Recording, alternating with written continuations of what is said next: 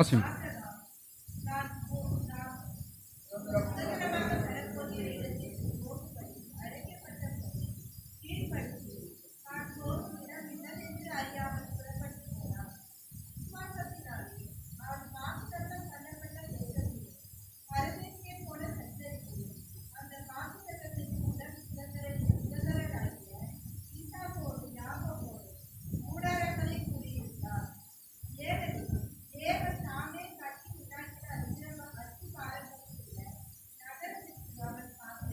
கவனிங்க, அவன் ஒரு பெரிய ஒரு வாழ்க்கைக்காக காத்திருக்கான் இல்லையா? போன வாரத்துக்கு முன்னாடி வாரம் பார்த்தோம் பரதேசி என்றால் என்ன அப்படின்றத குறித்து. நம்ம தமிழ்நாட்டு பாஷையில் பரதேசி அப்படின்னு சொன்னால் கொட்டாங்குச்சியில் இன்னைக்கு ஒரு தெருவில் கொட்டாங்குச்சியில் பிச்சை எடுத்து வாங்கி சாப்பிட்றது, அடுத்த நாள் ஒரு தெருவில் எடுத்து சாப்பிட்றதுக்கு பேர் தான் என்னது? பரதேசி. ஆனால் உலகம் சொல்ற பரதேசிக்கும் தேவன் சொல்ற பரதேசிக்கும் வித்தியாசத்தை பார்த்தோம். தேவன் சொல்லுகிற இந்த பரதேசி, கவனிங்க, அவன் எல்லாம் உடைய சீமானாய் இருந்தான்.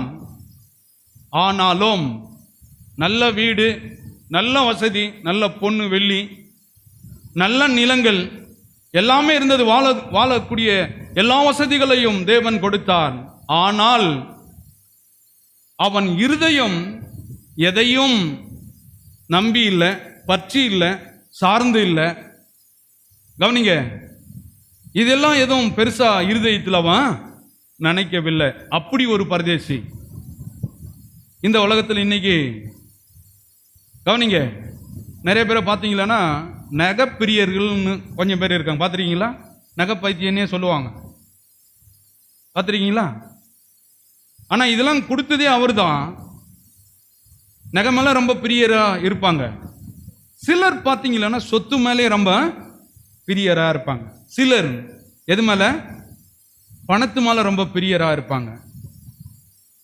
இப்படி ஒவ்வொருடைய மனதிலும் ஒரு ஆசைகள், ஒரு எண்ணங்கள் நிறைந்த மனிதர்களாக இருக்கிறார்கள். ஆனால் வேதம் சொல்லுகிறது என்னன்னா, எல்லாம் இருக்கணும். ஏன்னா எல்லாத்தையும் கொடுக்கிறவர் தான் கர்த்தர்.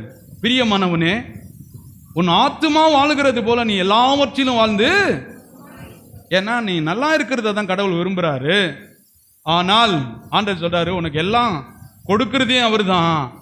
ஆனால் கொடுத்ததை பெருசா எண்ணாமல் கொடுத்தவரை பெரிதாய் எண்ணுவதுதான் விசுவாச வாழ்க்கை. அதுக்கு பேர் தான் பரதேசி. எல்லாம் உடைய பரதேசின்றதவ பார்த்தோம். இன்னைக்கு நிறைய பேர் ஆண்டவர் கொடுத்தாருன்னா இதெல்லாம் பிடிச்சிக்கிறாங்க, ஆனால் அவரை விட்டுறாங்க. இதை தேடி போறாங்க, அவரை விட்டுறாங்க. ஆனால் வேதம் என்ன சொல்லுது? சரியாய் புரிந்து கொள்ள வேண்டும் இல்லையா? அதனால தான் சொல்றார் பாருங்க என்னன்னு சொல்லி. 9வது வசனம், விசுவாசத்தினாலே அவன் வாக்குதத்தம் பண்ணப்பட்ட தேசத்திலே பரதேசியை போல சஞ்சரித்து அந்த வாக்குதத்தத்திற்கு உடன் சுதந்திரமாகிய ஈசாக்கோடும் யாக்கோபோடும் கூடாரங்களில் குடியிருந்தான். ஏன் இவ்வளவு வசதி இருந்தும் ஒரு பெரிய, அவங்க மனைவி எல்லாருக்கிட்டையும் சொல்லியிருப்பாங்கன்னு நினைக்கிறேன், எல்லாம் இருக்குயா, குவில் குவிலா இருக்கு, ஆனா நல்ல ஒரு வசதியான வீட்டை என்ன பண்ண மாட்டான்? கட்ட மாட்டேன்றான். ஏன்?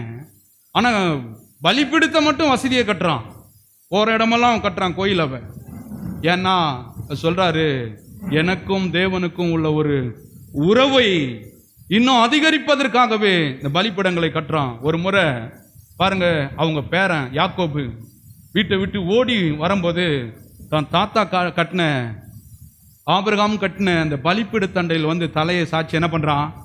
படுக்கிறான். ஆண்டவர் சொல்றாரு, ஆபிரகாம் சொல்றான், நான் இன்னைக்கு மரித்தாலும் வீடு போயிரும், ஆனால் பலிப்பீடம் என்பது சந்ததி சந்ததியாய் வந்து ஆராதிக்கிற இடம். எத்தனை பேர் விசுவாசிக்கிறீர்கள்?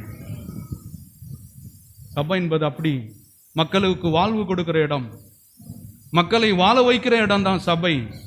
கவனிங்க, இன்னைக்கெல்லாம் எந்த ஸ்கூல்லையும் நல்லா வாத்தியாருங்க பிள்ளைங்களை இப்படி இருங்க அப்படி இருங்க அப்படின்னு பற்றி யாரும் சொல்லிக் கொடுக்கறது கிடையாது. நீ எத்தனை ரூபாய் கட்டி சேர்த்தாலும் சரி, பள்ளிக்கூடம் உங்களுக்கு சொல்லிக் கொடுக்க போகிறது கிடையாது. காலேஜில் போய் கல்லூரியில் நீங்கள் பெரிய படிப்பு படித்தாலும் ஒழுக்கத்தை குறித்தும் தேவனை குறித்து யாரும் என்ன பண்ண போறது கிடையாது. உங்க அப்பா அம்மாவை எப்படி வச்சுக்கணும்னு சொல்லி கொடுக்க போறதும் கிடையாது. யூனிவர்சிட்டியும் சொல்லி கொடுக்க போறது கிடையாது. இதெல்லாம் சொல்லி கொடுக்க தவறின இடங்களை காட்டிலும் நம்மை சீர்படுத்துவது, மேம்படுத்துவது ஒரே ஒரு இடம், ஆண்டவராகிய இயேசு கிறிஸ்துவனுடைய சமூகம். எத்தனை பேர் விசுவாசிக்கிறீர்கள்?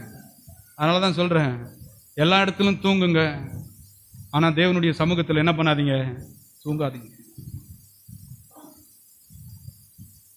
கவனிங்க, நானும் இங்க வந்து நின்று நல்லா ஃபேன் ஓடுது, நல்லா வந்து இப்படி தூங்கி தூங்கி இப்படி விழுந்துட்டு இருந்தானா நீங்க எல்லாம் சந்தோஷப்படுவீங்களா? சந்தோஷப்பட மாட்டீங்க இல்லையா? நீங்களா ஜம்முன்னு உட்காந்துருக்கீங்க.